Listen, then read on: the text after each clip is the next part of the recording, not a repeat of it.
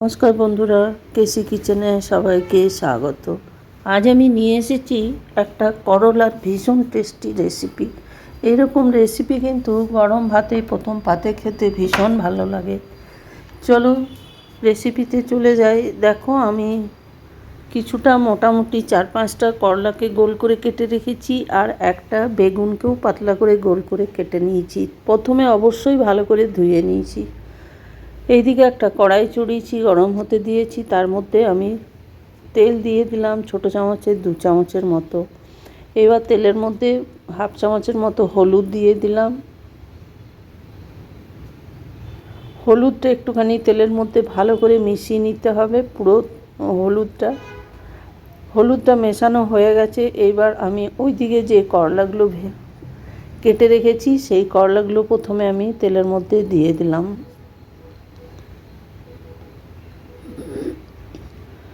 সমস্ত করলাগুলো আমি দিয়ে দিলাম। আর করলাগুলো কিন্তু খুব মোটাও হবে না, খুব পাতলাও হবে না, যেমন স্বাভাবিকভাবে আমরা কাটি সেই রকমই আমি কেটে নিয়েছি।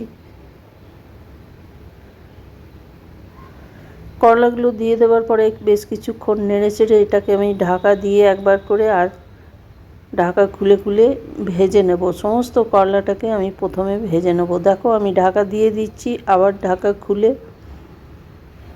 1 মিনিট পরে ভেজে নিচ্ছি। তাহলে কি হবে, করলাটা অনেকটা সেদ্ধও হয়ে যাবে আর ভাজাটাও খুব ভালোভাবে হয়ে যাবে। যেহেতু এটা কম তেলে বানাচ্ছি আমি, ওই জন্য আঁচটা কম করে করলাটা ওইভাবে ভেজে নিতে হবে।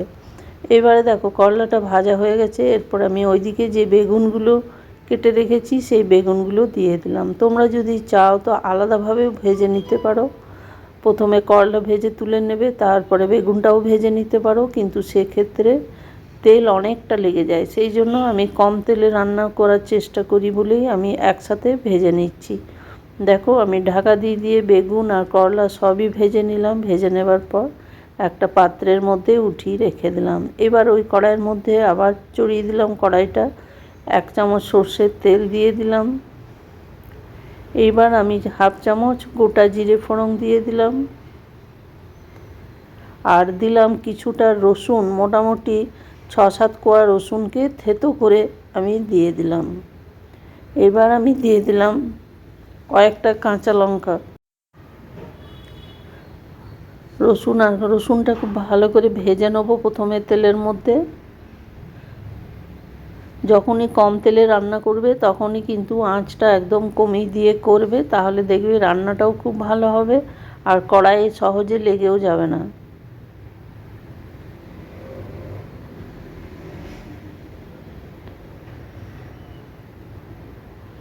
এরপরে দেখো, রসুনটা আমার ভাজা ভাজা হয়ে গেছে। এবারে আমি একটুখানি সামান্য জল দিয়ে দিলাম রসুনের মধ্যে।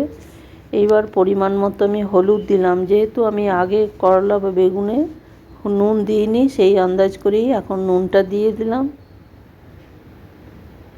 আর খুবই হাফ চামচের মতো আমি সামান্য হলুদ দিয়ে দিলাম। হাফ চামচের মতো আমি এটাতে জিরে গুঁড়ো দিয়ে দিলাম। এবার এই মশলাটা আমি হালকা জল দিয়ে দিয়ে কষিয়ে নেব। এইভাবে একদিন করলা বানিয়ে খেয়েও দেখো, ভীষণ ভালো লাগবে খেতে। করলা তো তোমরা নানা রকমভাবে বানিয়ে থাকো বা খেয়ে থাকো, এইভাবে একদিন বানিয়ে দেখো, অসম্ভব ভালো লাগে গরম ভাতে প্রথম পাতে খেতে। বাচ্চারাও এইভাবে বানিয়ে দিলে কিন্তু খেয়ে নেবে। দেখো, মশলাটা আমার কষা হয়ে গেছে, রসুনটাও ভাজা হয়ে গেছে। এবার আমি ওইদিকে যে করলা আর বেগুনটা ভেজে তুলে রেখেছি সেইটা আমি দিয়ে দিলাম। এইটা দিয়ে দেওয়ার পরে করলা বেগুনটা একটু মশলার সাথে কষিয়ে নেব। কষিয়ে নিলে পুরো রসুনের গন্ধ একদম করলার মধ্যে চলে আসবে আর করলার টেস্ট ভীষণভাবে ভালো হয়ে যায়।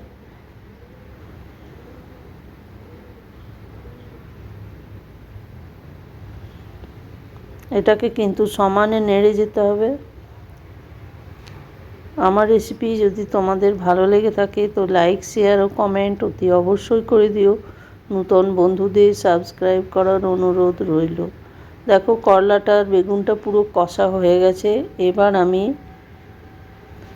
খুব কম, মানে কয়েক চামচই বলা যেতে পারে, কয়েক চামচের মতো আমি জল এটাতে দিয়ে দিলাম। যেহেতু করলাটা আমার আগে ভাজতে ভাজতে অনেকটাই সেদ্ধ হয়ে গেছে, ওই জলটা দিয়ে দেওয়ার পর ঢাকা দিয়ে আমি 2 মিনিটের মতো লো ফ্লেম করে রেখে দিয়েছিলাম। তারপরে দেখো ঢাকা খুলে দেখাচ্ছি, জলটা শুকিয়ে গেছে আর করলা একদম সেদ্ধ হয়ে গেছে।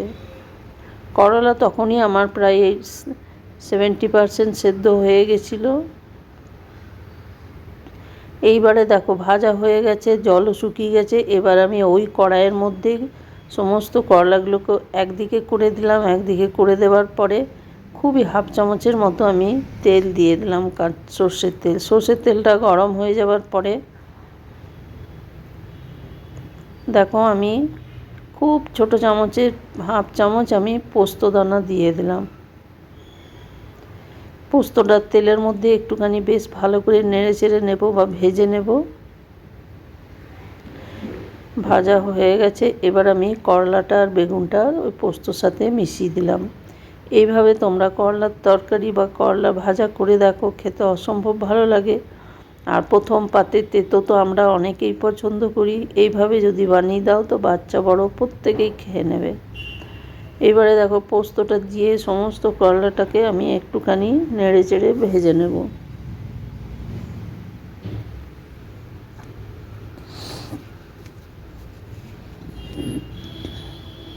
দেখো আমার হয়ে গেছে ভাজা। আমি গ্যাসটা বন্ধ করে দিলাম। গ্যাসটা বন্ধ করে দিয়ে একটা প্লেটের মধ্যে উঠিয়ে আমি সার্ভ করে দিলাম। আর এটা এত টেস্ট হয় না, বানিয়ে খেলে তোমরা কেউ বুঝতে পারবে না। তোমরা সকলেই ভালো থেকো, সুস্থ থেকো। ফিরে আসছি পরের কোনো রেসিপি নিয়ে। ধন্যবাদ।